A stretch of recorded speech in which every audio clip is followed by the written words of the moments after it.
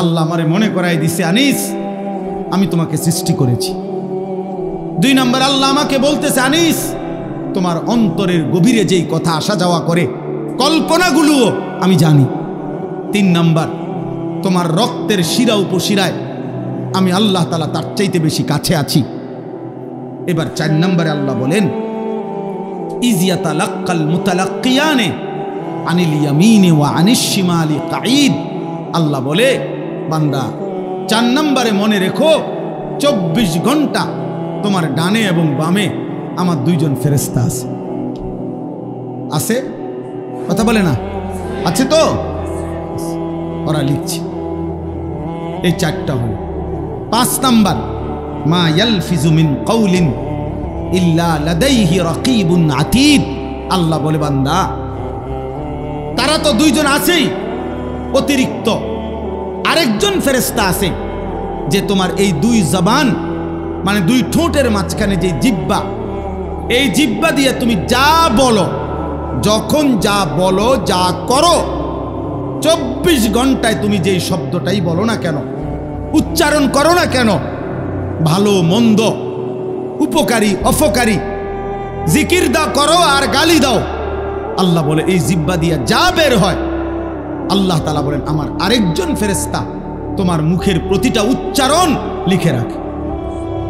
এই কয়টা হলো? 5টা। কয়টা? 5। 1, আমি তোমাকে সৃষ্টি করেছি, আমার থেকে যাইবা কেন? 2, তোমার অন্তরের গভীর বিষয়টা আমি জানি, আমার থেকে লুকাবা কেন? 3, আমি তোমার রক্ত প্রবাহিত শিরা উপশিরা তার চাইতে বেশি নিকটে আছি, তুমি আমাকে লুকাবা কেন?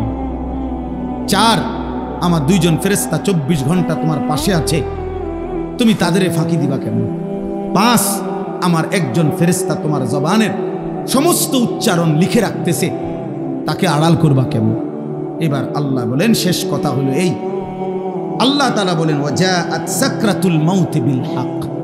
বান্দা এই আমি দেখতেছি, আমি জানি, আমি তোমার কাছে আছি, আমার 2 জন ফেরেশতা, আমার একজন পৃথক জবানের কথা লেখার ফেরেশতা, এই পুরা তত্ত্বাবধানের ভিতরেই আমি আল্লাহ তোমারে জানিয়ে দিলাম, তুমি কাজে লাগাও বা নষ্ট করো হায়াতটাকে, আমল করো কিংবা নাফরমানি করো, আনুগত্য করো আর অবাধ্যতা করো, তুমি মনে রাখো এই অবস্থাতেই একদিন তোমার ওয়াজাআত সাকরাতুল মাউত বিল হক, সত্য সত্য কাজে লাগাও আর বরবাদ করো, একদিন সত্যি সত্যি তোমার মৃত্যু যন্ত্রণা চলে আসবে, মৃত্যুর সময় হয়ে যাবে। আর প্রত্যেক মানুষের মৃত্যুর সময় সর্বপ্রথম তার একটা মৃত্যুর যন্ত্রণা শুরু হয়, এটারে সাকরাতুল মাউত বলে। এরপরে আজরাইল আইসা মালাকুল মউত তার জান কবজ করে, জান কবজের আগেই তার একটা মৃত্যুর যন্ত্রণা হয়। আল্লাহ বলে, যালিকা মা কুনতা মিনহু তাহিদ। এই মৃত্যু যন্ত্রণা থেকেই বান্দা, এই মৃত্যু থেকে তুমি গত 40 বছর, 30 বছর, 60 বছর পলায়ন করতে চেয়েছিলে, কিন্তু সেই মৃত্যু যন্ত্রণা শুরু হবে, মৃত্যুর সময় আসবেই আসবে। হাসলেও মরে যাবা, কাঁদলেও মরে যাবা, সুখে থাকলেও মরে যাবা, দুঃখে থাকলেও মরে যাবা, রাজপ্রাসাদের অট্টালিকায় থাকলেও মরে যাবা, জীর্ণ কুঠির কুড়ে ঘরে থাকলেও মরে যাবা।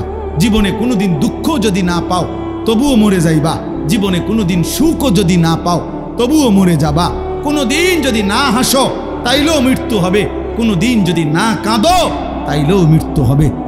7টা মহাদেশের মালিক হলেও মরে যাবে, কোনো কিছুর মালিক না হলেও মরে যাবে। প্রিয় বন্ধু, শুধু মৃত্যু না ভাইয়া, একটা সাংঘাতিক কথা, এই শেষ কথাটা মনোযোগ দিয়ে শুনেন। সাকরাতুল মাউত মৃত্যু যন্ত্রণা, প্রত্যেক মানুষের মৃত্যুর যন্ত্রণা হবে, এটা আল্লাহর ফয়সালা। সে নবী হোক, উম্মত হোক, পৃথিবীর সর্বশ্রেষ্ঠ নেককার হোক আর পৃথিবীর সর্বশ্রেষ্ঠ কাফের হোক, নাফরমান হোক, মৃত্যু যন্ত্রণা সবার হবে। তিনি নবী হন আর উম্মত হন, মৃত্যু যন্ত্রণা সবার হবে। আমাদের প্রিয় নবী সাল্লাল্লাহু আলাইহি ওয়াসাল্লামেরও সাকরাতুল মাউত মৃত্যু যন্ত্রণা ছিল, বিশুদ্ধ হাদিসের মধ্যে আছে। ইমানদারেরও মৃত্যু যন্ত্রণা হয়, নাফরমানেরও মৃত্যু যন্ত্রণা হয়। বাকি একটু পার্থক্য হইল, ইমানদারের মৃত্যুর যন্ত্রণা যখন শুরু হয়, খোদার কসম ইমানদার তখন খুশিতে আনন্দে উৎফুল্ল হয়ে যায়, আর দিল দিয়া তখন ভাবে আমার বন্ধুর সাথে মোলাকাতের সময় হয়ে গেছে। গত 40 বছর আমি যারে ডাকতাম দিবানিশি, আমার সেই মহান মাওলা আমার মালিকের সাক্ষাতের টাইম হয়ে গেছে। এজন্য মুমিনের মৃত্যু যন্ত্রণা তার কাছে আনন্দকর, মজাদার, তৃপ্তিদায়ক। কারণ সে বুঝে এবার আমার মাহবুব, এবার আমার মাওলা, এবার আমার আল্লাহর সাথে আমার সাক্ষাৎ হবে। কিন্তু প্রিয় ভাই, আমি এই কথাটাই শুধু বুঝাইতে চাই, তাফসীরের মধ্যে আছে কোন নাফরমানের, কোন পাপী আল্লাহর প্রতি ঠিক মতো ঈমান নেয় নাই, হারামের উপরে ছিল, চুরি, ডাকাতি, জিনা, ব্যভিচার, মদ, জুয়া, সুদ, ঘুষ, কিস্তি, মা বোন বেপর্দা, বেহায়া, নাটক, সিনেমা, নাচ, গান, অশ্লীলতা, বেহায়াপনা, হারাম উপার্জন, এভাবে যে ব্যক্তি জীবন কাটাইছে, একটা উদাহরণ শুধু তাফসীরের মধ্যে লিখছে। ভাইয়া, এই উদাহরণটা শুধু শোনো, ছেলেরাও, বাবারাও, আমিও। এই পৃথিবীতে যদি কেউ, কিতাবে লিখছে যে 900 বছর একটানা, মনে করেন কেউ পৃথিবীতে হায়াত পাইছে, কয়শো বছর? এই 900 বছর সে আল্লাহর নাফরমানি করছে, আল্লাহর অবাধ্যতা করে গেছে। কিন্তু 900 বছরে 1 সেকেন্ড কোনোদিন তার কষ্ট হয় নাই, কোনোদিন সে কোনো দুঃখ, কষ্ট, বেদনা পায় নাই। মনে করেন, ধরে নেন 900 বছরে কোনোদিন কষ্ট কাকে বলে, দুঃখ কাকে বলে, যন্ত্রণা কাকে বলে সে বুঝে নাই, সে বুঝে নাই।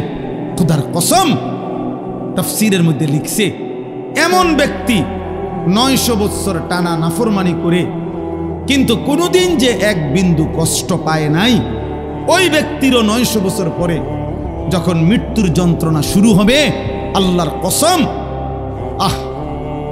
কসম খোদার তাফসীরে লিখছে, 1 সেকেন্ডের মৃত্যু যন্ত্রণা শুরু হলেই ওই নাফরমান তার 900 বছরের দুনিয়ার বেঁচে থাকার হায়াত, সুখ আর আনন্দ 1 সেকেন্ডেই ভুলে যাবে। কবরের আযাব পরে, জাহান্নামের আযাব পরে, হাসরের আযাব তো পরে মিয়া। এই মৃত্যু যন্ত্রণার 1 সেকেন্ডেই সে তার সুখের দুনিয়া সব ভুলে যাবে। এজন্য 60 বছরও যদি নারী দেখো, ছবি দেখো, হারামের উপরে থাকো, হারামখোর, মৃত্যুর প্রথম সেকেন্ড তোমার দুনিয়া ভুলাই দেবে। মৃত্যুর প্রথম সেকেন্ড। ইমানদারের মৃত্যু যন্ত্রণাই যেখানে ভয়ানক, নাফরমানের মৃত্যু যন্ত্রণা কেমন? আমার কাছে কিতাব আছে, ওয়াজাআত সাকরাতুল মাউত বিল হক, আরবি কিতাব, এই কিতাবের নামে এটা। ওই কিতাবের মধ্যে লিখছে, নবীজির একজন বিখ্যাত সাহাবী হযরত আমর ইবনুল আস, ওনাকে জিজ্ঞেস করা হয়েছিল মৃত্যুর পূর্বে, ওনার ছেলে আব্দুল্লাহ ইবনে আমর ইবনুল আস, ছেলেটাও সাহাবী ছিল। উনি জিজ্ঞাসা করছে যে, আব্বা, আপনি তো নবীজির একজন বিখ্যাত সাহাবী, এই মৃত্যুর পূর্ব মুহূর্তে মৃত্যুর যন্ত্রণা, সাকরাতুল মাউত আপনার কাছে কেমন লাগতেছে? নবীর সাহাবী বলতেছে, ইয়া বুনাইয়া কাআন্না জিবালাদ দুনিয়া আলা সাদরি ওয়া কাআন্নি আতানাফাসু মিন সাকবিল ইবরা। সাহাবী বলে, বাপ, ছেলেরে আমার, মৃত্যুর এই পূর্ব মুহূর্তে সাকরাতুল মাউত, মৃত্যু যন্ত্রণাটা আমার কাছে মনে হচ্ছে এই পৃথিবীর সমস্ত পাহাড় আমার বুকের উপরে চাপা দিয়ে রাখছে। কাআন্না জিবালাদ দুনিয়া আলা সাদরি, আর আমি যেন একটা সুইয়ের ছিদ্র দিয়া, সাকবিল ইবরা, সুইয়ের ছিদ্র দিয়ে আমি যেন নিঃশ্বাস নিতেছি।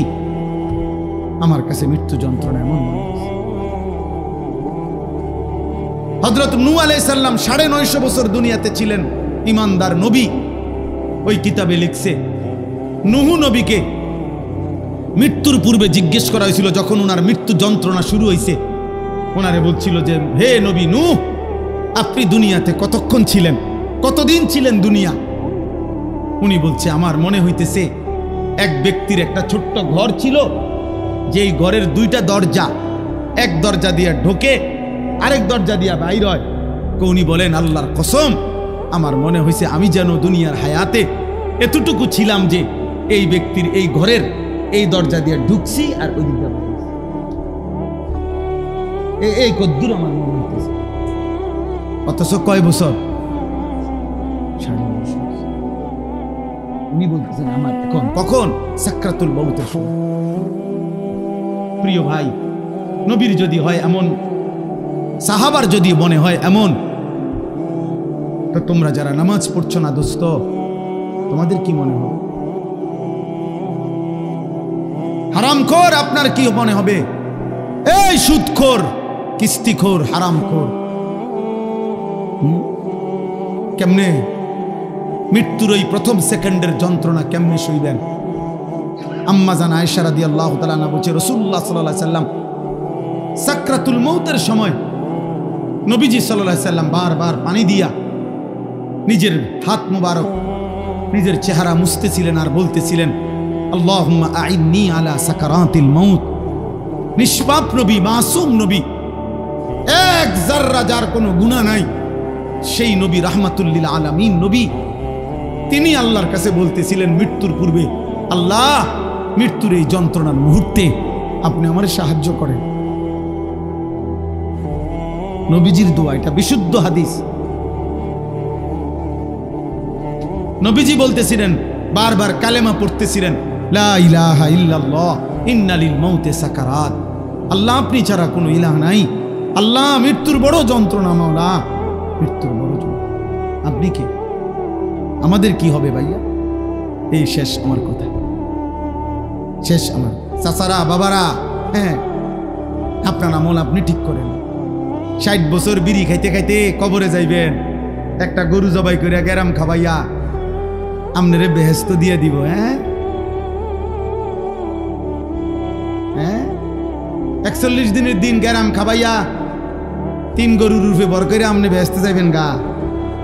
কি ভাবছেন চাচা? মস্কারি নাকি? আখেরাত মস্কারি, আখেরাত খামখেয়ালি।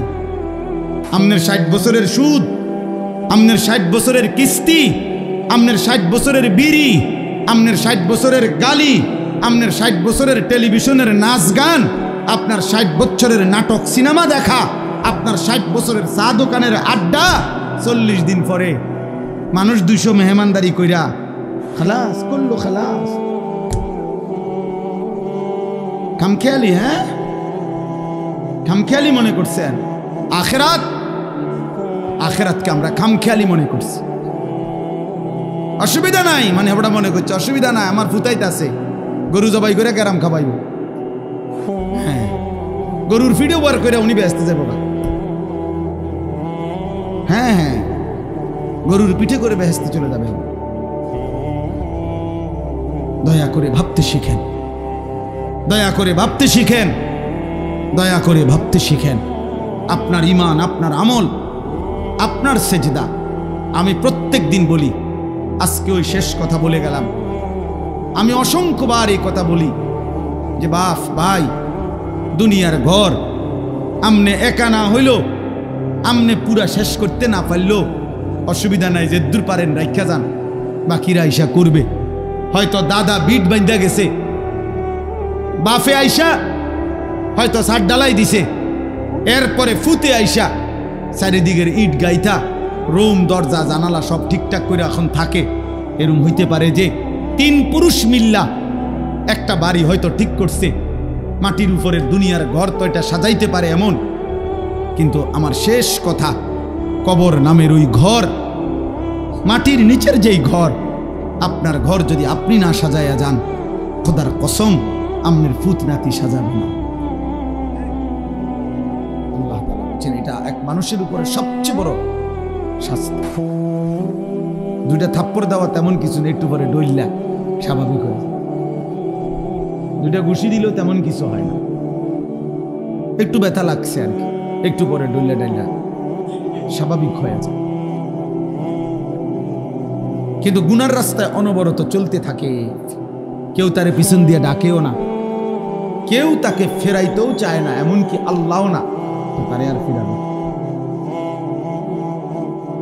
এই জন্য আমরা খুতবা পড়ি যে নবী সাল্লাল্লাহু আলাইহি সাল্লামের শেখানো খুতবা সব হুজুররা পড়ে দেন না, মান ইয়াহদিহিল্লাহু ফালা মুদিল্লা লাহু ওয়া মান ইউদ্লিলহু ফালা হাদিয়া।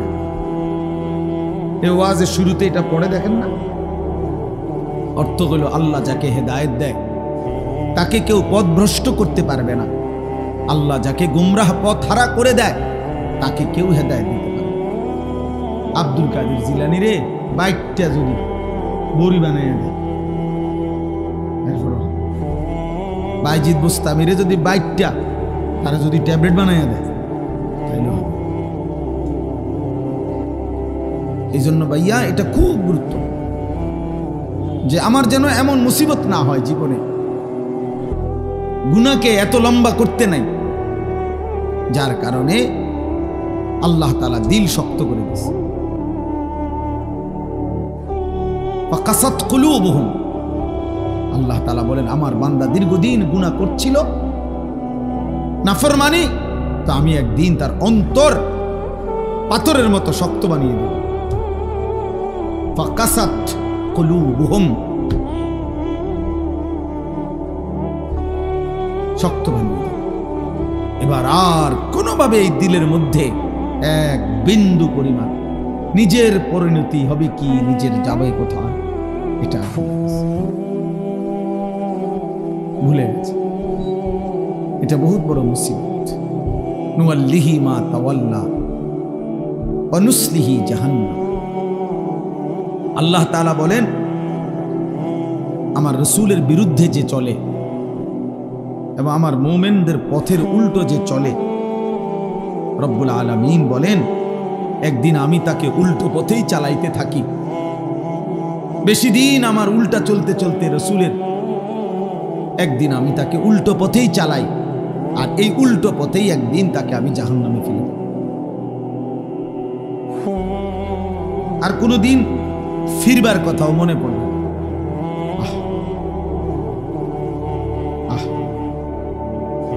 4 বছর হয়ে গেছে, এবারে মইরে কবরে গেছে, এবার কিস্তি ওটার ফুতে শোধ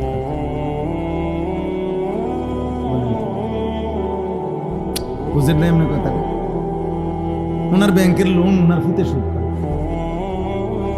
মৃত্যু পর্যন্ত কোনোদিন মনে হয়েছিল না, কেমনি মনে হয় কিস্তি না চলে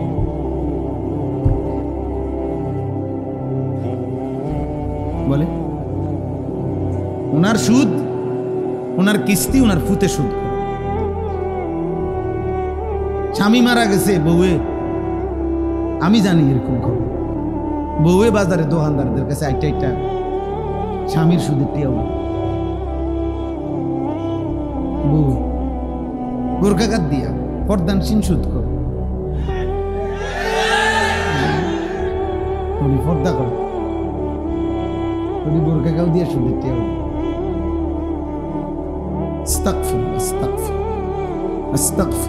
পর্দার কোনো দোষ নাই, বোরখারও কোনো দোষ নাই, দোষ হলো তোমার আখলাকে, দোষ তোমার আখলাক।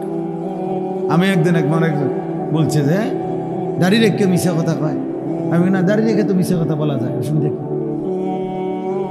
দাড়ি রেখে মিশা কথা বলা যায় না, কথা বলেন না কেন? মিথ্যা বলা কবিরা গুনাহ নেই, তো এই শেভ করলে যায় তো তো আর কি, মিথ্যা কথা তো আলাদা জিনিস, এটা লাগে দাড়ির লোক আমি এটা লাগাইছেন। মিথ্যা কথা বলা এটা সে বলা হোক আর দাড়ি বলা হোক সবার জন্যই তো হারাম, তো এটা আমরা দাড়ির লোকে লাগাইছেন। হ্যাঁ রোজা রেখে মিশা কথা কয়, তো রোজা রেখে মিশা কথা বলে অসুবিধা কি? মিশা কথা কি রোজা ছাড়া যায় যাচ্ছে নাকি? কথা বুঝেন নাই? এটা রোজার লগে আপনি মিথ্যা কথা লাগাইছেন। রোজার সাথে তো এটার সম্পর্ক, আখলাকের সাথে সম্পর্ক। এই জন্য আপনি যদি বলেন যে বোরকা পরে মিশা কথা কও, না না বোরকা পরে মিশা কথা বলে সমস্যা, মিথ্যা বলা হারাম, সবার জন্যই হারাম, সব অবস্থায় হারাম।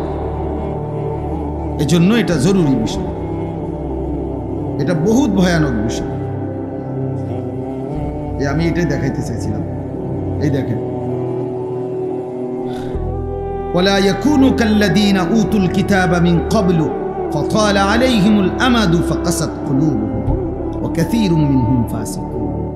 আল্লাহ বলে আমার মুমিন বান্দারা ওই ইহুদিদের মতো, ওই বেঈমানদের মতো হয়ো না, যারা এত বেশি পরিমাণ আমি তাদেরকে আসমানি কিতাব দিয়েছিলাম, কিন্তু আমার আসমানি কিতাবের ওহীর হুকুমকে প্রত্যাখ্যান করে লম্বা লম্বা স্বপ্নের আশা, স্বপ্নের জাল বুনে তারা নিজেদের আশা পরিপূর্ণ করতে হালাল হারামের মিশ্রণ করে চলতে লাগলো। ফলে আমি একদিন ফাকাসাত কুলুবুহুম, তাদের অন্তর পাথরের মতো মজবুত করে ফেলব। এবার আর পাক নাফাক হালাল হারাম, জায়েজ না জায়েজের কোনো অনুভূতি যাবে। মাকেও দেখে, নিজের বোনকেও দেখে, রাস্তার মহিলাকেও দেখে, বিবিকেও দেখে, টেলিভিশনের নর্তকীকেও দেখে। মানে এই নাফরমানের কাছে হালাল হারামের কোনো পার্থক্য নেই। ওর কাছে ওর বিবি আর টেলিভিশনের মহিলা বরাবর। নিজের বউরও দেখে, সিনেমার নর্তকীরও দেখে, বরাবর বরাবর। ও তার মাকেও দেখে, অন্যের নারীকেও দেখে, বরাবর বরাবর। এই স্বভাব জানোয়ারের স্বভাব, এই স্বভাব কুকুরের স্বভাব। কুকুরের কাছে পাক নাফাক আলাদা কিছু নেই। কুকুর মানুষের ফেলে দেওয়া খাবারও মুখ দেয়, পায়খানা তো মুখ।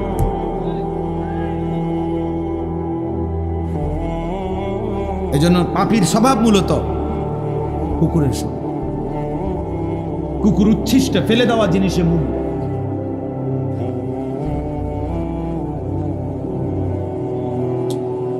আল্লাহ আমাদেরকে বুঝ দান করে। দোস্ত, এই জন্য আমি বলতেছিলাম আল্লাহর কথা মনোযোগ দিয়ে শুনবার কথা, দিল দিয়ে। গাফেল হইলে, অমনোযোগী হইলে, দিলটা উল্টাইয়া ফেললে মুশকিল। আল্লাহর নবী সাল্লাল্লাহু আলাইহি ওয়াসাল্লাম বলছেন, ইন্না কুলুবাল ইবাদ বাইনা ইসবাআইন মিন আসাবি'ir রহমান ইউকাল্লিবুহু কাইফা ইয়াশা। নবী সাল্লাল্লাহু আলাইহি ওয়াসাল্লাম বলেন, প্রত্যেক মানুষের অন্তর আল্লাহ তাআলার কুদরতি দুইটি আঙ্গুলের মাঝখানে, আল্লাহর কুদরতি আঙ্গুলের মাঝে। প্রত্যেক মানুষের দিল,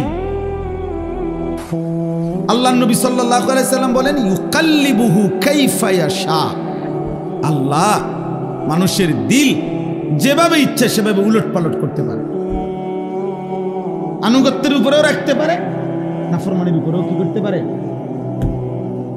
এই জন্য আমাদের প্রিয় নবী সাল্লাল্লাহু আলাইহি ওয়াসাল্লাম, নবীজি সাল্লাল্লাহু আলাইহি ওয়াসাল্লাম খুব বেশি যেই দোয়াগুলো পড়তেন, এর মধ্যে একটা দোয়া ছিল এটা। নবীজি বেশি বেশি এই দোয়াটা পড়তেন, ইয়া মুকাল্লিবাল কুলুব সাব্বিত কলবি আলা দীনিক। হে অন্তর সমূহের পরিবর্তনকারী, উলটপালটকারী আল্লাহ, আমার অন্তরটা, আমার দিলটা আপনার দ্বীনের উপরে মজবুত রাখেন। আমি যেন ঘুম যেতেও আপনাকে মনে রাখি, আমি যেন ঘুম থেকে উঠেও আপনাকে মনে রাখি, আমি যেন আপনাকে ভুলে না যাই, আপনাকে ভুলে না যাই, আমি যেন আপনাকে ঘুমাবার আগেও মনে রাখি, ঘুমাতে উঠেও। এই জন্য নবী সাল্লাল্লাহু আলাইহি ওয়াসাল্লাম ঘুম যেতেও দোয়া করতেন, ঘুম থেকে উঠেও দোয়া করতেন কিনা, আল্লাহুম্মা বিসমিকা আমুতু ওয়া আহয়া। আবার ঘুম থেকে উঠে বলতেন, আলহামদুলিল্লাহিল্লাযী আহয়ানা বা'দা মা আমাতানা ওয়া ইলাইহিন নুশুর। খাবারের শুরু তো আল্লাহর নাম নিতেন, তো খাবার শেষ করেও আল্লাহর নাম। বাথরুমে ঢুকতেও আল্লাহর নাম নিতেন, তো বের হয়েও আল্লাহর নাম। প্রত্যেকটা নড়াচড়াতে ওয়া আলা জুনুবিহিম, আল্লাহ বলছে মুমিন প্রতিটা নড়াচড়ায় তুমি তোমার মালিকের নাম। ওয়া আলা জুনুবিহিম অর্থ পার্শ্ব পরিবর্তন, কারো ওঠে বদলতে বদলতে। অর্থাৎ কেউ যদি এই কোমর এদিকে ফিরায়, এমন করি না আমরা, আল্লাহ, তো এরকম কোমর বদলাইতে গেল আল্লাহ, এদিকে ফিরল আল্লাহ। ওয়া আলা জুনুব, আল্লাহ চায় বান্দা এভাবে আমার নাম। আমার শায়েখ আল্লামা মুফতি মুশতাকুন নবী কাসিম, আমি হুজুরে বহু দেখছি, ওনার সাথে আমি লম্বা লম্বা পথ সফর করছি। রাত্রিবেলা সারা রাত গাড়িতে ছিলাম, গাড়ি যতবারই ব্রেক দেয়, যতক্ষণই ধাক্কা খায় গাড়িতে, একটু ধাক্কা খাইলেই ওনার সাথে সাথে উনি সুবহানাল্লাহ আলহামদুলিল্লাহ কোনো না কোনো একটা তাসবিহ করে ওঠে। আল্লাহর নাম অটোমেটিকলি যেন মুখ থেকে বের হইতেছে। হ্যাঁ, রাসূলুল্লাহ সাল্লাল্লাহু আলাইহি ওয়াসাল্লাম আম্মা জান আয়েশা রাদিয়াল্লাহু তাআলা আনহা বলেন, কানা রাসূলুল্লাহ সাল্লাল্লাহু আলাইহি ওয়াসাল্লাম ইয়াযকুরুল্লাহ আলা কুল্লি আহইয়ানিহি। রাসূলুল্লাহ সাল্লাল্লাহু আলাইহি ওয়াসাল্লাম সর্বদাই আল্লাহ পাকের জিকির করতেন, আল্লাহকে ডাকতেন। এজন্য আমরা সবাইকে বলি, নওজোয়ান তোমাদেরকেও, প্রিয় ভাই, নিজের উপরে রহম করুন। একটা 24 ঘন্টার দিন তোমার জীবন থেকে পার হইলে তোমার সময় বদলে যায়, তোমার হায়াতের কিছুটা পরিবর্তন হয়। 12 বছর বয়সে তুমি যেমন ছিলা, আজ 16 বছরে তুমি তেমন না, আর একটু মজবুত হয়েছ, আর একটু শক্তিশালী হয়েছ। তাহলে অতএব প্রতি সেকেন্ড, প্রতি ঘন্টা আমরা অনুভব না করলেও আমাদের পরিবর্তন হয়। জিন্দিগির তো পরিবর্তন হয়, শরীর স্বাস্থ্যের তো পরিবর্তন হয়, কিন্তু ঈমান আমলের কি হালাত? ঈমান আমলের কি হালাত? প্রতিদিন একই রকম, প্রতি বছর একই রকম, প্রতি সপ্তাহ একই রকম। এটা দুর্ভাগ্য ছাড়া আর কিছু। একদিন সুখে কিংবা দুঃখে, আনন্দ কিংবা বেদনায়, হাসি কিংবা কান্নায় আমরা কিন্তু কবরে চলে যেতে হবে। এই আজকে শুধু আমি এটাই বলতে চাই, আমি যে 4টা আয়াত পড়ছি কোরআনুল কারীমের 26 নম্বর পারা, 50 নম্বর সূরা, সূরায়ে কাফ। এই সূরার 4টা আয়াত 16, 17, 18, 19। এই 4টি আয়াত মূল বক্তব্য হলো আল্লাহ তাআলা বলতেছেন 2টা কথা। একটা হলো বান্দা 5টি জিনিসের তত্ত্বাবধানে তুমি আমার আসো। প্রতিটা বান্দা তোমরা আমার 5টি জিনিসের তত্ত্বাবধানে আছো, নিয়ন্ত্রণে। এটা একটা কথা আল্লাহ বলছেন এখানে। আরেকটা বলছেন, এই তত্ত্বাবধান, এই নেগরান, এই পর্যবেক্ষণ, এই অবস্থার উপরেই একদিন সত্য সত্য তোমাদের মৃত্যুর যন্ত্রণা শুরু হবে, আর তোমাদের মৃত্যু হবে, তোমরা কবরে চলে যাবে। এই কথাটা আল্লাহ এখানে বলছেন। 1 নম্বরে আল্লাহ বলছেন, ওয়ালাকাদ খালাকনাল ইনসান। প্রথম কথা বান্দা মনে রেখো, সমস্ত মানুষ আমি আল্লাহই সৃষ্টি করেছি। তবে একটি মানুষ 1 সেকেন্ডের জন্য এই কথা ভাবার কোনো সুযোগ নাই আল্লাহকে। দুনিয়ার কারো ব্যাপারে আপনি এটা বলতে পারেন, দৌড় বেটা তোর নেতা, বেটা থো তোর নেতা, কেডা এতে কেডা, আঙ্গালের ভূত কাঙ্গাল, এত কত বড় নেতা বেটা, পকেটে রাহি বেটা।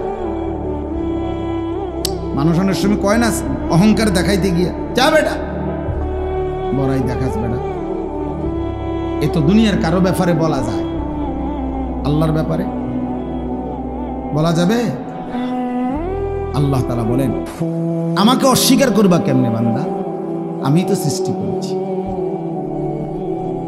ওয়ালাকাদ খালাকনাল ইনসান, আমি আল্লাহই তো সৃষ্টি করেছি।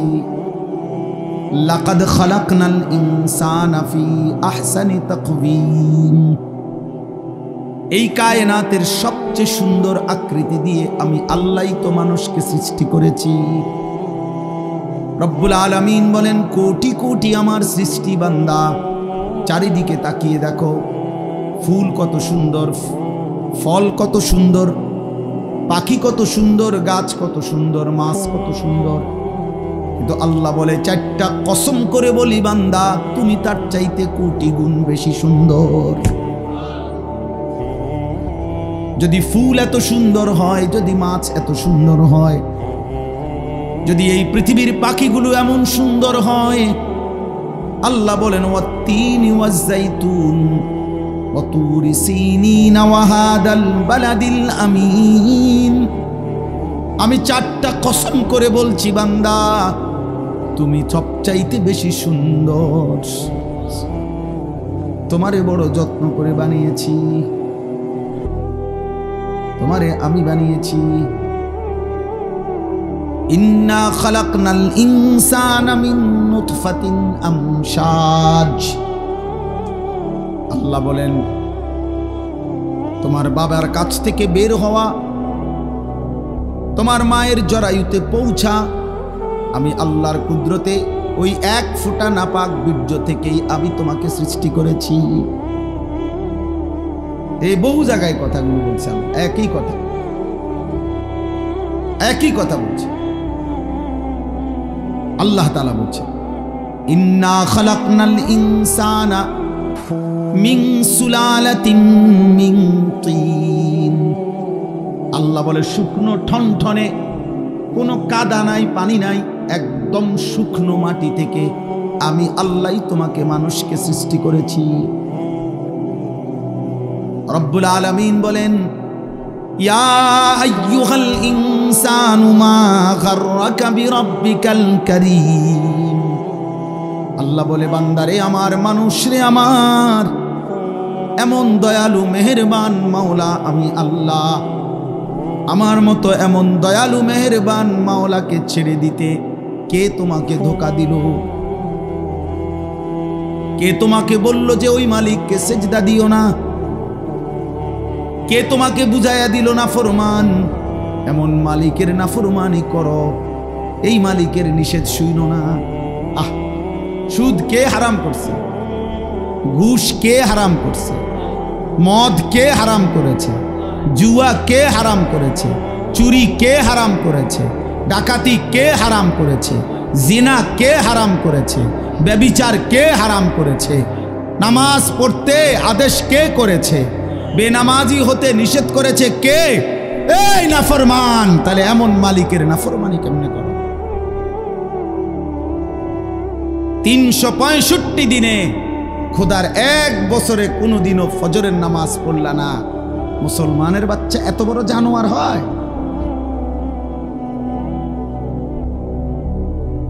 হ্যাঁ, মুসলমানের ঘরে এত বড় হাইওয়ান থাকে? তুমি মুসলমান?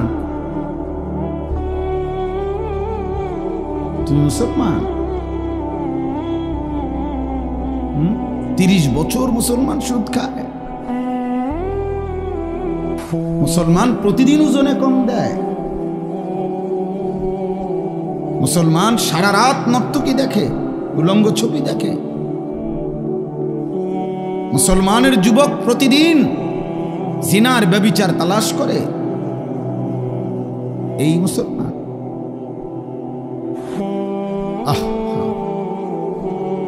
আমার কাছে কিতাব আছে, মিসালি নওজোয়ান, উর্দু কিতাব।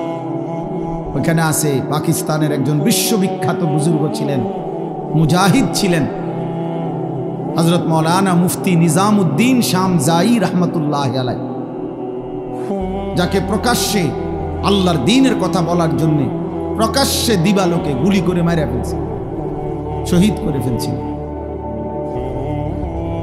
তিনি বলছিলেন, হে যুবক, উনি যুবকদেরকে লক্ষ্য করে একটা কথা বলছিলেন যে, হে যুবক, এই পৃথিবীর প্রথম দিন থেকে এই পর্যন্ত পৃথিবীর ইতিহাস তুমি খুঁজে দেখো। পৃথিবীর ইতিহাসে যত সংগ্রাম, যত মতবাদ, যত চিন্তা, যত চেতনা, যত আন্দোলন, যত উদ্দেশ্য, যত লক্ষ্য এই পৃথিবীতে বাস্তবায়ন করতে কেউ চাইছে, তো সেই জন্য যখনই খুন দরকার হয়েছে, রক্ত দরকার হয়েছে, জান দরকার হয়েছে, সর্বপ্রথম প্রত্যেক যুগে, প্রত্যেক কালে প্রতিটি মতাদর্শ, প্রতিটি মতবাদ প্রতিষ্ঠার জন্য কলিজার খুন যারা পেশ করেছে তারা যুবক। যতবার এই পৃথিবীতে রক্ত লাগছে ততবার যুবকের রক্তই ব্যবহার হয়েছে।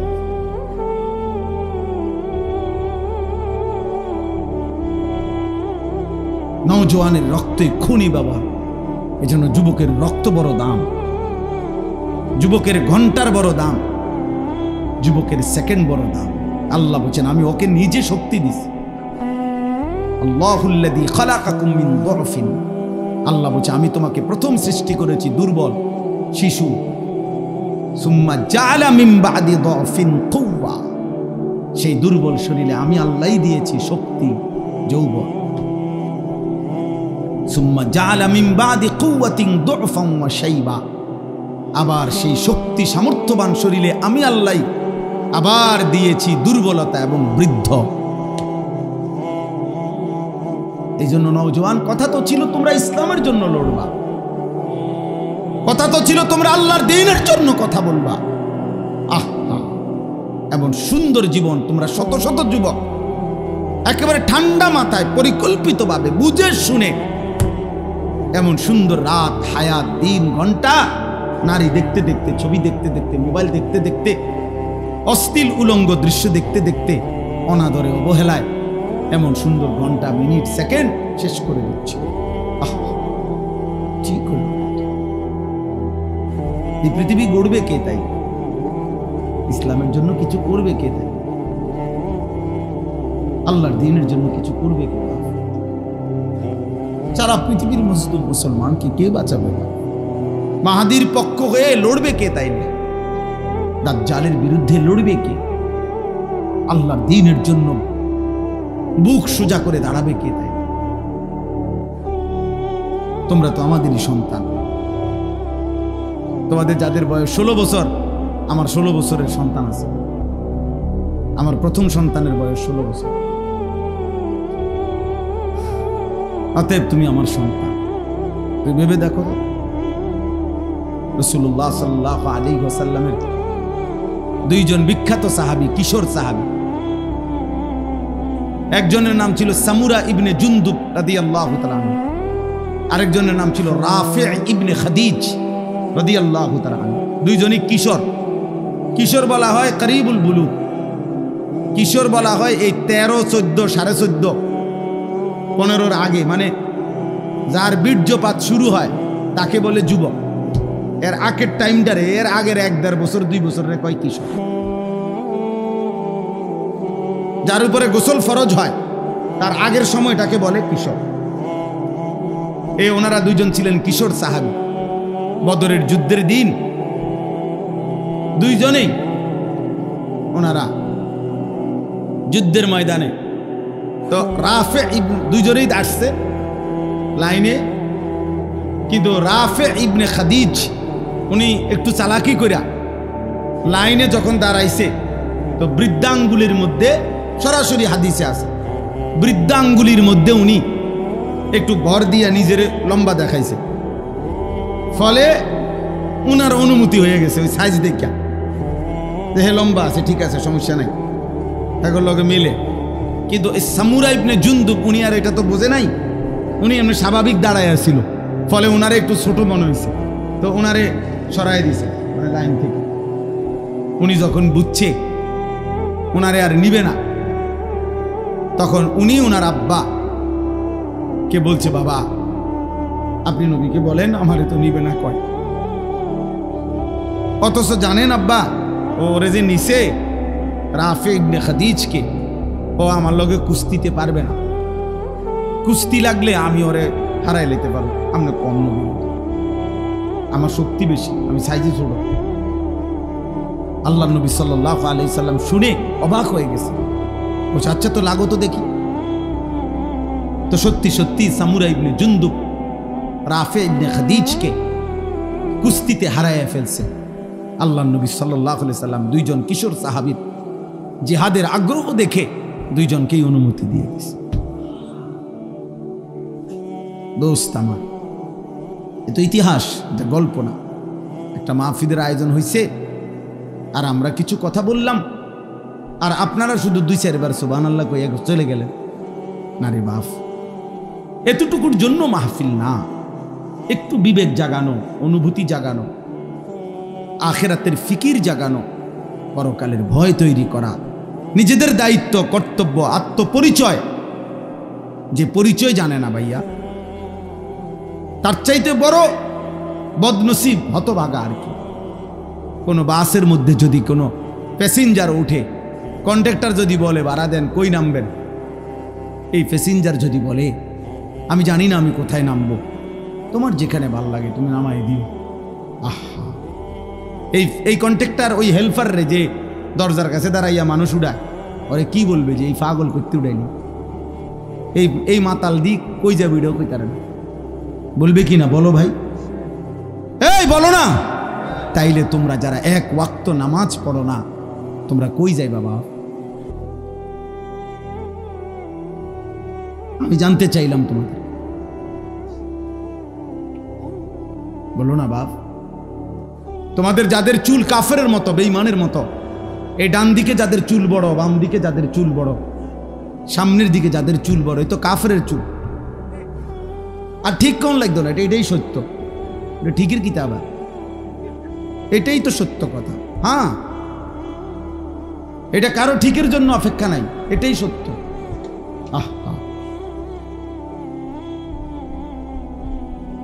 বলো ভাই, তুমি কোথায় যাবা এই চুলের ফ্যাশন নিয়ে? টার্গেট কি? মানে টার্গেট কি? কোন নারীকে দেখানো? তো আমরা পাঞ্জাবি টুপি পরে, আমাদের কি বিবি মিলে নাই? এই পৃথিবীর টুপি দাড়িওয়ালা তাহলে বিয়ে করে নাই? তো তুমি কোন দিকে যাচ্ছ আমার দোস্ত? বলো প্রিয় ভাই, বলো। যাদের শরীর নাফাক, পেশাব পায়খানা করে ঠিক মতো টয়লেট পেপারও ব্যবহার করো না, পাক নাফাকের, বিশেষ করে পেশাব করে যারা পাক নাফাকের ধার ধারো না, এই নাপাক শরীর নিয়ে তুমি কোথায় যাবা ভাইয়া? টার্গেট কি? কোথায় থামবা গিয়ে? আজকের রাত যে তুমি সারা রাত মোবাইলে ছবি দেখা রাত 2টায় ঘুমায় গেলা, ছবি দেখতে দেখতে, উলঙ্গ নাচ দেখতে দেখতে, এক সময় ক্লান্তিতে তোমার যে ঘুম চলে আসছে, এই ঘুম যদি আর না ভাঙে?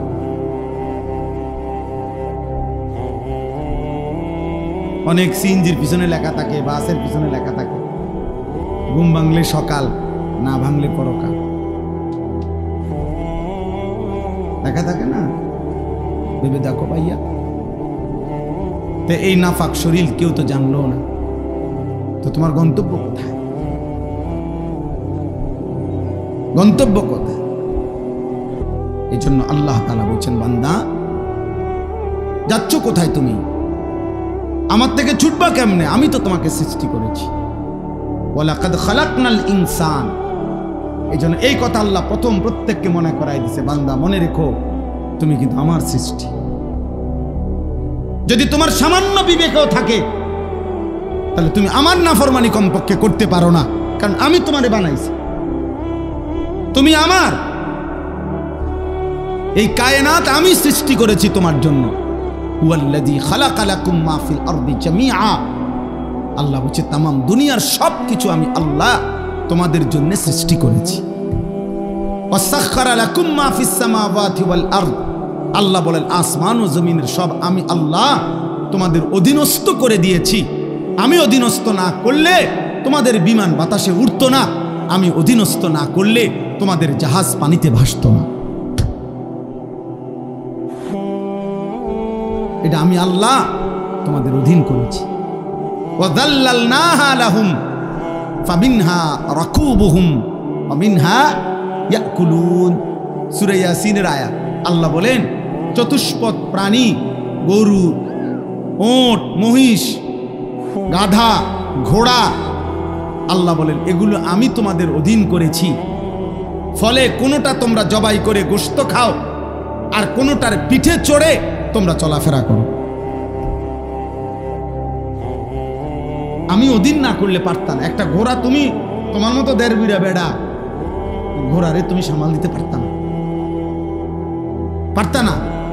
একটা লাথি দিলে তুমি উড়ে যাবে। কিন্তু আল্লাহ বলেন ওকে আমি তোমার অধীনস্থ করে দিয়েছি বান্দা।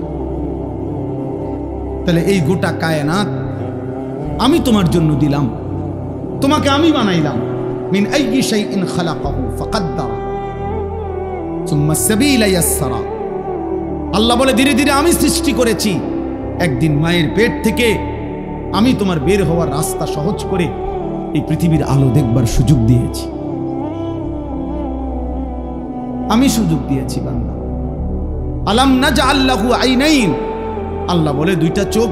বলো তো বান্দা, তোমার বিবেক যদি থাকে তুমিই বলো, আমি কি তোমাকে দুইটা চোখ দেই নাই? কথা বলে উত্তর দেন। দিয়েছেন? ওয়া লিসানাও ওয়া শাফাতাইন। আল্লাহ বলে জিহ্বা আমি দেই নাই? দুইটি ঠোঁট আমি দেই নাই? বলে এভাবে বারবার কোরআনে আল্লাহ তাআলা মনে করাই দিছে, বান্দা আমি সৃষ্টি করেছি, আমি সৃষ্টি করেছি, তুমি আমার থেকে সরতে পারবা না, তুমি আমার বাঁধন থেকে ছুটতে পারবা না। যত বড় শক্তিধরী হও, তুমি যত বড় অহংকারী হও না কেন, তুমি জমিনে যত বড়াই করো না কেন, আমার অধীন থেকে তুমি ছুটতে পারবা না। ওয়ালা তামশি ফিল আরদি মারাহা ইন্নাকা লান তাখরিকাল আরদা ওয়া লান তাবলুগাল জিবালা তুলা।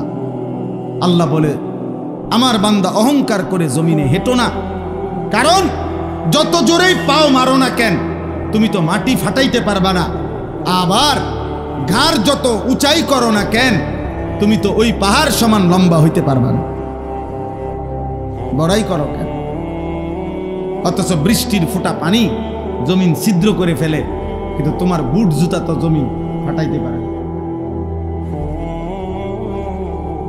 ফাটাইতে পারে না। এক তাল গাছ তো তোমার চাইতে লম্বা, এক সুপারি গাছ তো তোমার চাইতে লম্বা, একটা খেজুর গাছ তো তোমার চাইতে লম্বা। অহংকার করো কেন? এক বুজুর্গকে, এক যুবককে, এক বুজুর্গ আল্লাহর ওলি ওই যুবককে বলছিল, হে যুবক, অহংকার না করে ধীরে সুস্থে হাঁটো। যুবক তখন বলছিল, হে মিয়া, আমা তারিফুনি, চেনেন আপনি আমাকে, আমি কে? কথা বলতেছেন। তখন ওই বুজুর্গ বলছেন, হ্যাঁ চিনি তো তোমাকে, চিনি। ও কে বলে? ও চিনি তোমাকে, তুমি হলা সেই মানুষ যার প্রথম শুরু ছিল দুর্গন্ধযুক্ত নাপাক একটু বীর্যের ফোঁটা। তোমাকে চিনি আমি, ও চিরেই মৃত্যুর মাধ্যমে যে হয়ে যাবে দুর্গন্ধযুক্ত একটা পচা লাশ। তোমাকে চিনি আমি, যে এই হায়াতটুকু নিজের পেটে প্রতিদিন চলাফেরা করতেছে, বহন করছে কিছু নাফাক পায়খানা। এই হলে তুমি। বড়াই করছো কেন? তোমার আমি চিনি না? তুমি তো দুর্গন্ধযুক্ত নাপাক এক বীর্যের ফোঁটা ছিলা, আর চোখ বন্ধ হলেই তুমি হয়ে যাবা দুর্গন্ধযুক্ত পচা লাশ। আর পেটে এখন তোমার আছে দুর্গন্ধযুক্ত কিছু পায়খানা। তো যার শুরু মাঝখান শেষ সবই দুর্গন্ধ, তার আবার অহংকার কিসে? তার আবার অহংকার কিসে? একজন বিশ্ববিখ্যাত খলিফা ছিলেন হযরত ওমর ইবনে আব্দুল আজিজ রাহমাতুল্লাহ আলাইহি, ইসলামের পঞ্চম খলিফা। তিনি বলতেন, মাঝে মাঝে কবরস্থানে গিয়ে হযরত ওমর ইবনে আব্দুল আজিজ কবরের দিকে তাকাইয়া বলতো, ইয়া মাউতু মাজা ফাআলতা বিল আহিব্বা, হে মৃত্যু, হে কবর, আমার বন্ধুদের সাথে তুমি কি করেছো বলো, আমার আপনজনদের সাথে তুমি কি করেছো বলো তো। আইনাল আহবাব, আইনাল আসদিকা, আইনাল জুল্লাস, আইনাস সাম্মার। অর্থ হলো, আমার বন্ধুরা কোথায়, আমার আত্মীয়রা কোথায়, আমি যাদের সাথে বসতাম তারা কোথায়, খুশিরা, আমি তার কাছে থাকি, আমারে আড়াল করবা কেন? এই তিনটা কথা। আরেকটু, তাহলে তিনটা হইল। এক নাম্বার, আল্লাহ আমারে মনে করাই দিছে, আনিস আমি তোমাকে সৃষ্টি করেছি। দুই নাম্বার, আল্লাহ আমাকে বলতেছে, আনিস তোমার অন্তরের গভীরে যেই কথা আসা যাওয়া করে, কল্পনাগুলোও আমি জানি। তিন নাম্বার, তোমার রক্তের শিরা উপশিরায় আমি আল্লাহ তাআলা তার চাইতে বেশি কাছে আছি। এবার চার নম্বরে আল্লাহ বলেন, ইয ইয়াতালাক্কাল মুতালাক্কিয়ানে আনিল ইয়ামিনি ওয়া আনিশ শিমালি কাঈদ। আল্লাহ বলে, বান্দা 4 নম্বরে মনে রেখো, 24 ঘন্টা তোমার ডানে এবং বামে আমার 2 জন ফেরেশতা আছে। আছে? কথা বলে না? আছে তো? ওরা লিখছে। এই 4টা হলো। 5 নাম্বার, মা ইয়ালফিজু মিন কাউলিন ইল্লা লাদাইহি রাকিবুন আতীদ। আল্লাহ বলে, বান্দা তারা তো 2 জন আছেই, অতিরিক্ত আরেকজন ফেরেশতা আছে যে তোমার এই 2 জবান, মানে 2 ঠোঁটের মাঝখানে যে জিহ্বা, এই জিহ্বা দিয়ে তুমি যা বলো, যখন যা বলো, যা করো, 24 ঘন্টায় তুমি যেই শব্দটাই বলো না কেন, উচ্চারণ করো না কেন, ভালো মন্দ, উপকারী অপকারী, জিকির দা করো আর গালি দাও। আল্লাহ বলে এই জিহ্বা দিয়া যা বের হয়, আল্লাহ তাআলা বলেন আমার আরেকজন ফেরেশতা তোমার মুখের প্রতিটা উচ্চারণ লিখে রাখে। এই কয়টা হলো? 5টা। কয়টা? 5টা। 1, আমি তোমাকে সৃষ্টি করেছি, আমার থেকে যাইবা কেন? 2, তোমার অন্তরের গভীর বিষয়টা আমি জানি, আমার থেকে লুকাবা কেন?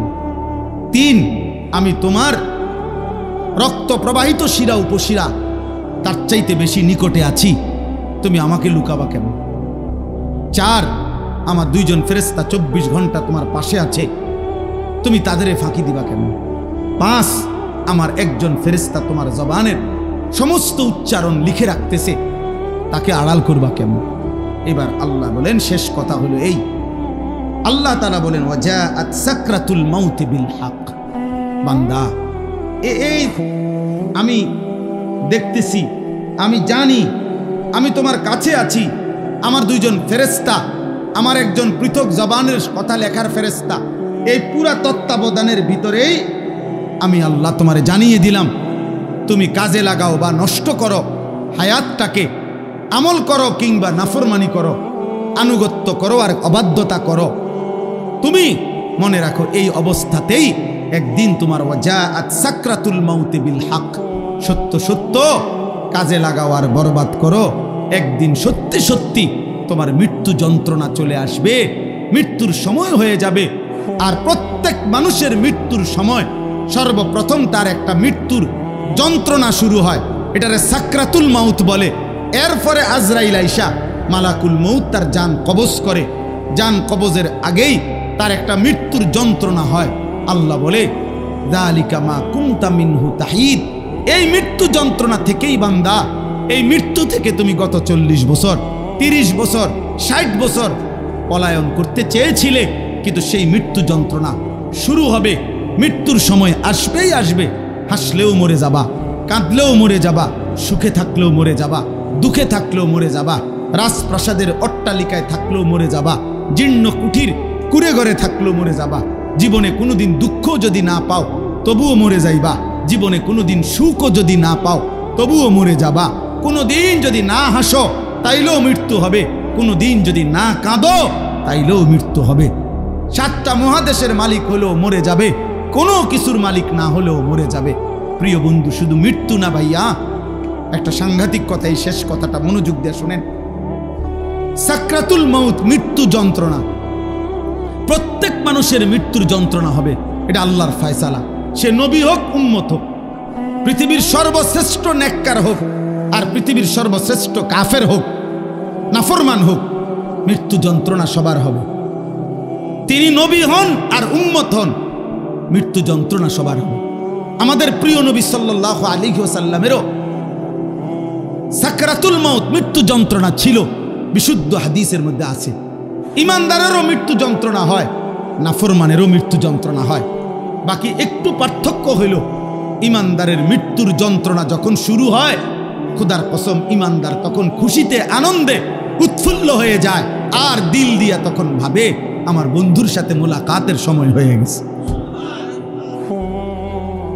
গত 40 বছর আমি যারে ডাকতাম দিবানিশি, আমার সেই মহান মাওলা, আমার মালিকের সাক্ষাতের টাইম হয়ে গেছে।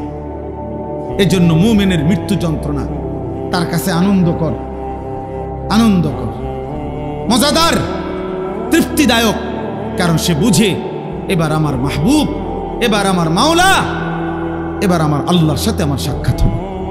কিন্তু প্রিয় ভাই, আমি এই কথাটাই শুধু বুঝাইতে চাই, তাফসীরের মধ্যে আছে কোন নাফরমানের, কোন পাপী আল্লাহর প্রতি ঠিক মতো ঈমান নেয় নাই, হারামের উপরে ছিল, চুরি ডাকাতি জিনা ব্যভিচার মদ জুয়া সুদ ঘুষ কিস্তি, মা বোন বেপর্দা বেহায়া, নাটক সিনেমা নাচ গান অশ্লীলতা বেহায়াপনা হারাম উপার্জন, এভাবে যে ব্যক্তি জীবন কাটাইছে, একটা উদাহরণ শুধু তাফসীরের মধ্যে লিখছে। ভাইয়া এই উদাহরণটা শুধু শোনো, ছেলেরাও বাবারাও আমিও। এই পৃথিবীতে যদি কেউ, কিতাবে লিখছে যে 900 বছর একটানা মনে করেন কেউ পৃথিবীতে হায়াত পাইছে, কয়শো বছর? এই 900 বছর সে আল্লাহর নাফরমানি করছে, আল্লাহর অবাধ্যতা করে গেছে, কিন্তু 900 বছরে 1 সেকেন্ড কোনোদিন তার কষ্ট হয় নাই, কোনোদিন সে কোনো দুঃখ কষ্ট বেদনা পায় নাই। মনে করেন ধরে নেন 900 বছরে কোনোদিন কষ্ট কাকে বলে, দুঃখ কাকে বলে, যন্ত্রণা কাকে বলে সে বুঝে নাই, সে বুঝে নাই। খোদার কসম তাফসীরের মধ্যে লিখছে এমন ব্যক্তি 900 বছর টানা নাফরমানি করে কিন্তু কোনোদিন যে এক বিন্দু কষ্ট পায় নাই, ওই ব্যক্তিরও 900 বছর পরে যখন মৃত্যুর যন্ত্রণা শুরু হবে, আল্লাহর কসম,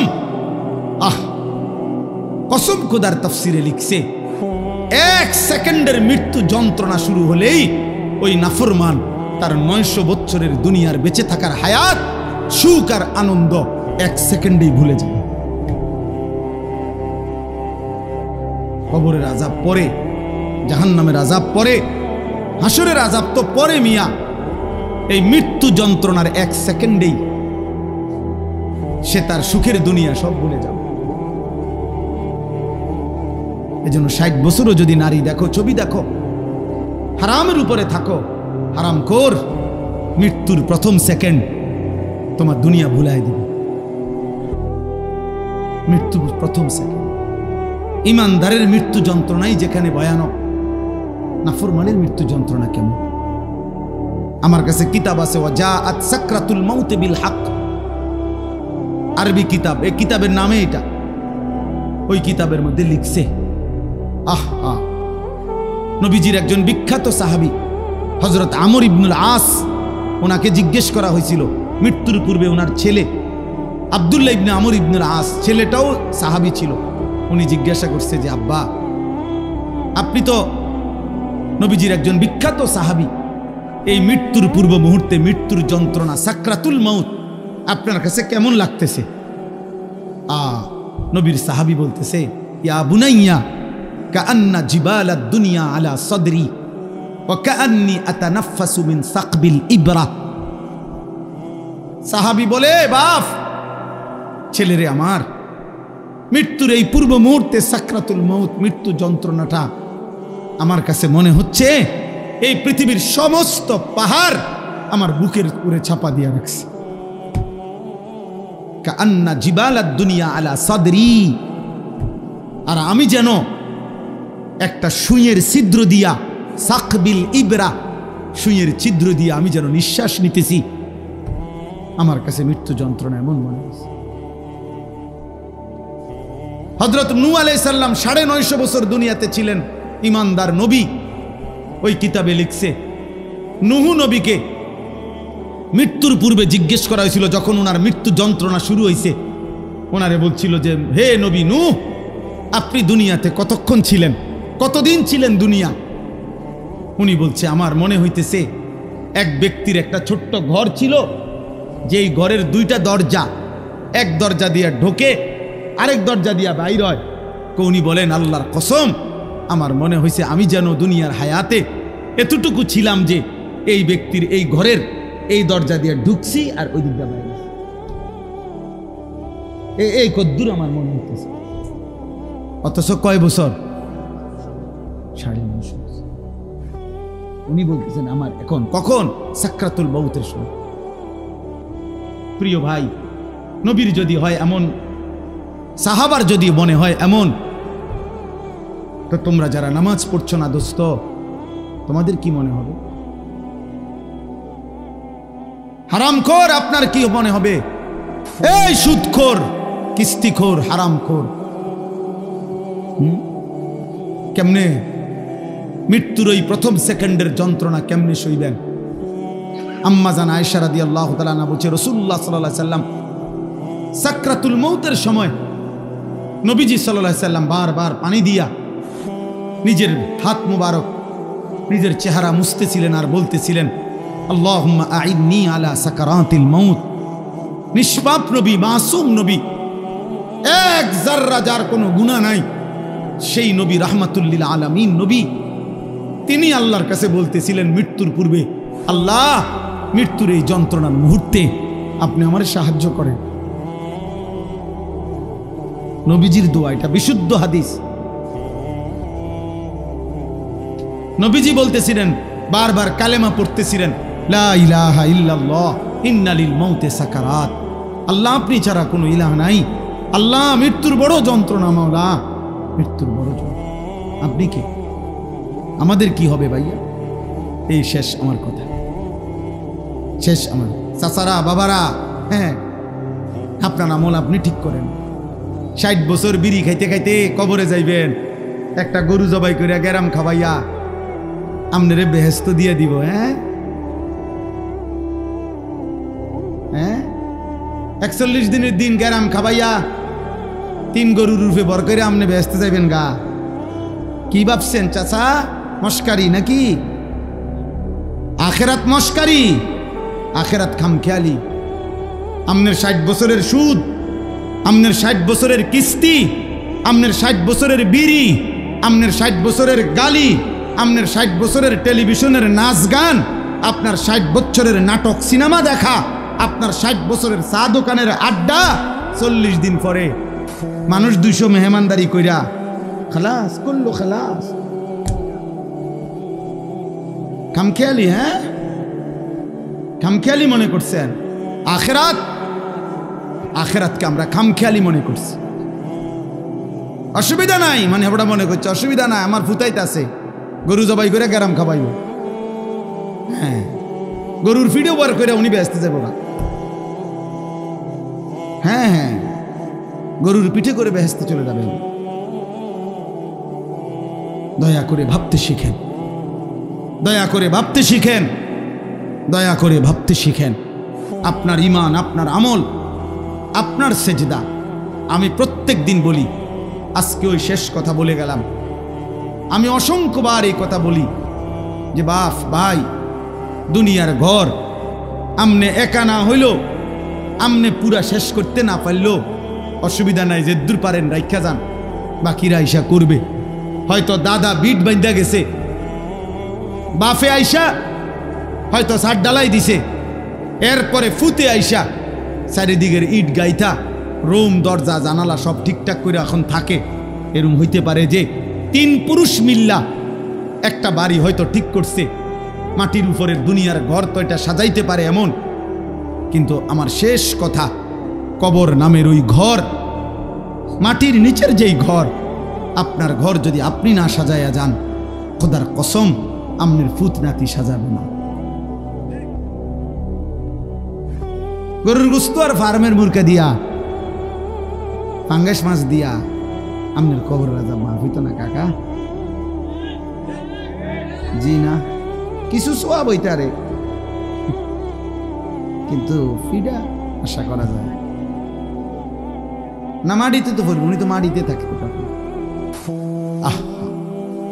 আল্লাহ আমাদেরকে হেফাজত করেন। এজন্য চা দোকানের বিরোধিতা করবেন না, নিজের ঈমান আমল নিয়ে ভাবেন। মসজিদের সাথে সম্পর্ক করেন, নামাজের সাথে সম্পর্ক করেন। দুনিয়ার প্রয়োজন শেষ করতে পারতেন না। আমনে সত্য মিথ্যা সুদ ঘুষ কিস্তি দিয়েও আপনার সংসারের প্রয়োজন আপনি শেষ করতে পারবেন না। আপনি মরার পরেও সংসারের বহু খরচ বাকি থাইকা যাবে।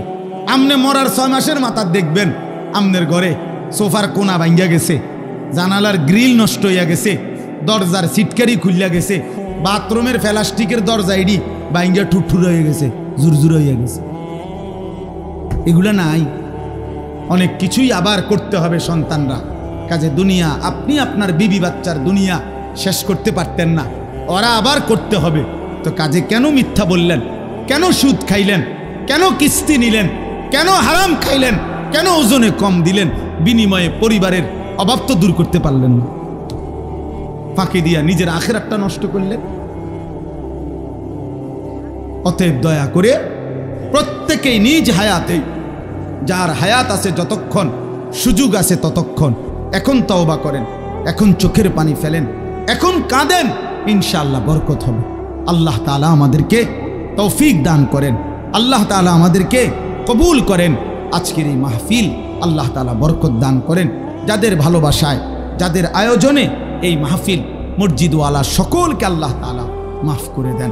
আমার কিশোর ছেলেরা একজনও যদি বুঝে থাকো ভাইয়া, সবাই একসাথে বদলাবে না, আমরা এটা জানি বাপ, কিন্তু আমার অনুরোধ রইল নওজোয়ান তোমাদের কাছে, দয়া করে তোমরা প্রত্যেকেই নামাজ পড়ো, গুনাহ ছাড়ো বাপ, মোবাইলের ছবি, নারীর নেশা কমাও বাপ। যে চাহিদা আল্লাহ দিছে আল্লাহ সেটা পূরণ করে দিবে।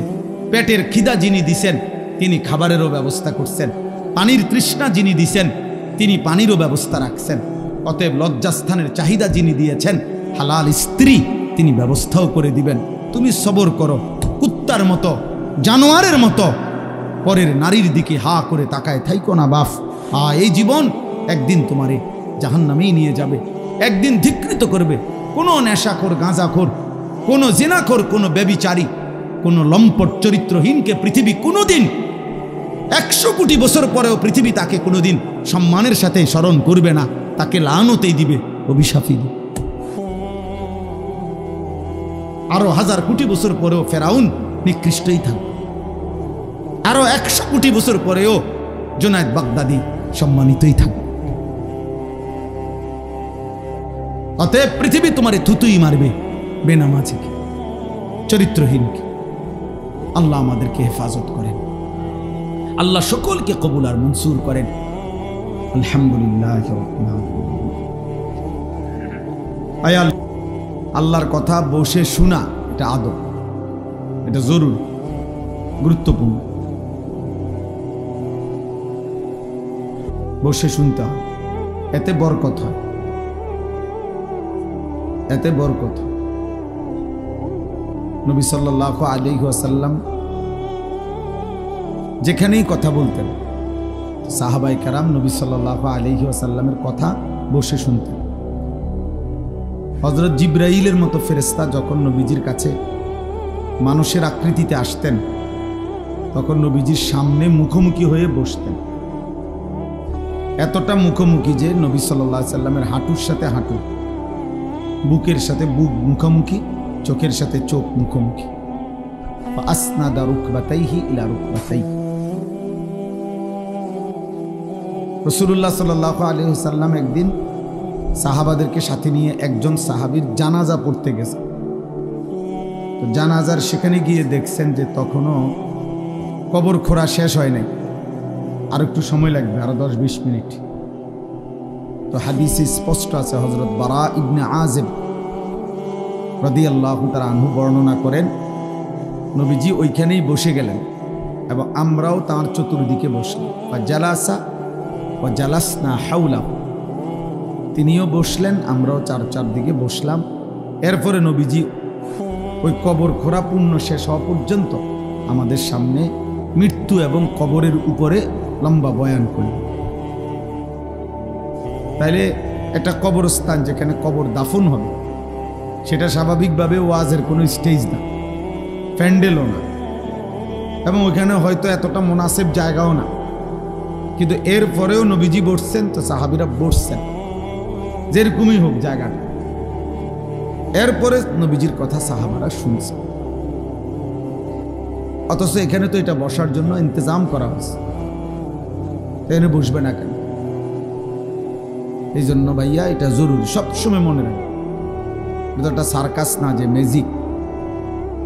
কিছুক্ষণ দেখে গেলাম আগের দিনের বাজারে বাজারে যে ওষুধ বেচত ক্যাম্বাসাররা, ওই মানুষ চারদিকে ঘিরাও দিয়ে দাঁড়াইতো, মাঝখান দিয়ে ওষুধ বেচত, গান গাইতো।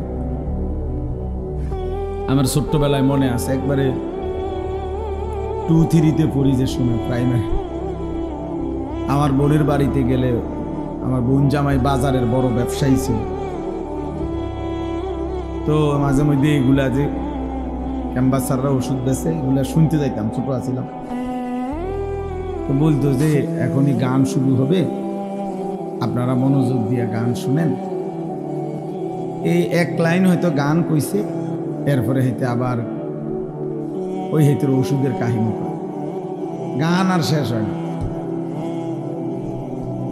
এরপরে আপনার এই ওষুধটা 4টা কাজ করে, কয়ে কয়ে ওষুধ বেছে। এই যে ওইখানে মানুষ যেরকম গোল হইয়া দাঁড়ায়, তো এইটা তো এমন না। এই জন্য ভাই আল্লাহর কথা মনোযোগ দিয়ে বসে শুনতে হয়। সবসময় মনে রাখতে হবে। কোনো গাফেল মানুষ, অমনোযোগী, আল্লাহর কথা তার কলিজায় পৌঁছায়। 2 নম্বর কথা হলো হাতে ধরা সবগুলো মোবাইল বন্ধ করতে হবে। একজনও, ছোট বড়, জওয়ান বুড়া, হুজুর পাবলিক, টুপিওয়ালা টুপি ছাড়া কেউ হই মোবাইল হাতে ধরে ভিডিও বা রেকর্ড করা যাবে। আমি নয়তো উঠাই দেব, দমুক দেব, আপনি শরম পাইব, শক্ত দমুক দেব। আর যদি নিজে চলে যায় সমস্যা নেই, আমার পক্ষ থেকে যে কেউ চলে গেলে সমস্যা নেই। আমার এটা তো কোনো নির্বাচনী জনসভা না, আর আমি কোনো প্রার্থীও না, আমার কোনো মার্কা নেই। অতএব আমি জনসমর্থন দিয়ে কি করব? অনেক মানুষ হইলেও সমস্যা নাই, কম হইলেও সমস্যা।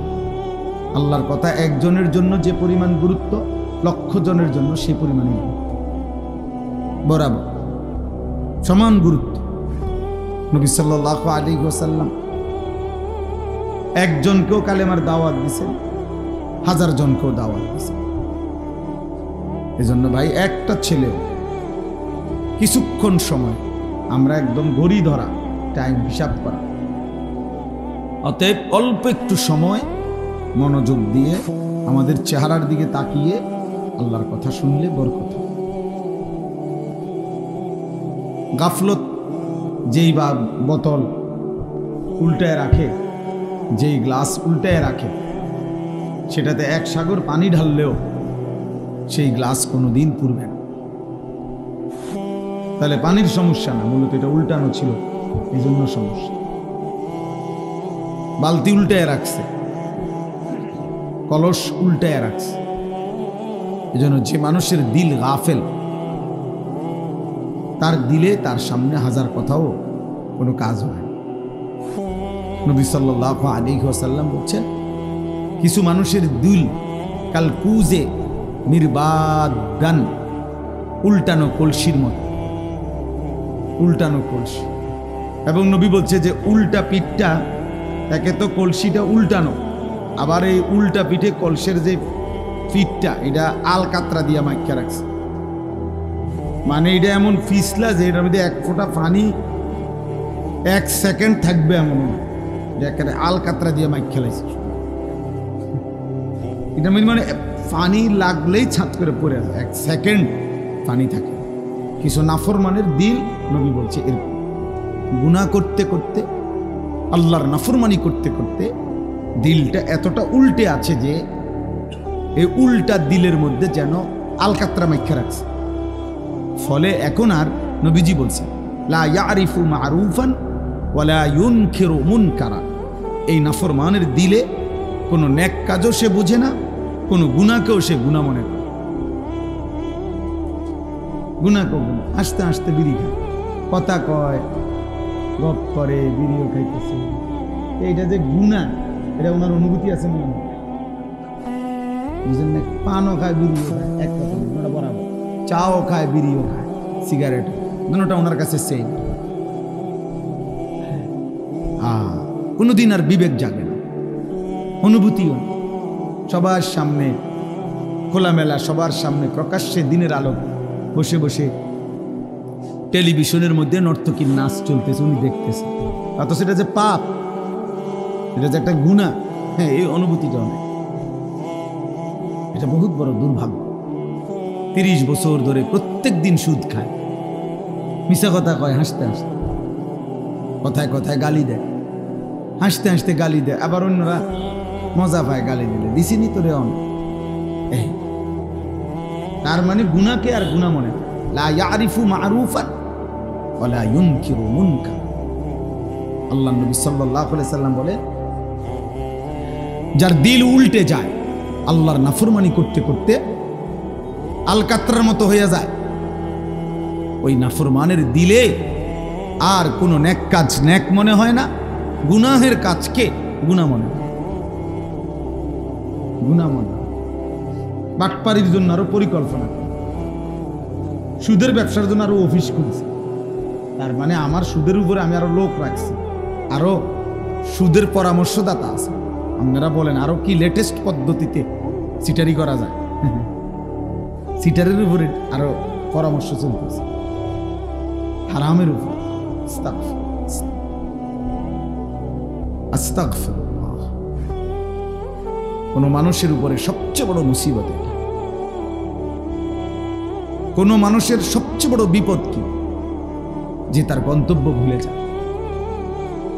ফাআনসাহুম আনফুসাহুম, আল্লাহ বলছে আমাকে ভুলে গেলে আমি তোমারে ভুলাই দেব, আমি তোমাকে ভুলিয়ে দেব। কি ভুলিয়ে দেব? তোমার আখিরাত, তোমার কবর। ফাআনসাহুম মাসালিহাহুম ফাআনসাহুম আখিরাতাহুম, আল্লাহ বলেন আমি তার কল্যাণ ভুলিয়ে দেব, আমি তার আখিরাত ভুলিয়ে দেব। ভাত খাবে, ঘুম যাবে, পেশাব পায়খানা করবে, দুনিয়ার প্রয়োজন পূরণ করবে, নারী, ছবি, নাচ, গান, গান বাদ্য, মদ, জুয়া, সুদ, ঘুষ, নেতাগিরি, মাতবুরি, হুডাঙ্গিরি, এটি সব চলবে, কিন্তু আখিরাত ভুলে যাবে, কবর ভুলে যাবে, তার কল্যাণ কিসে সেটা ভুলে যাবে।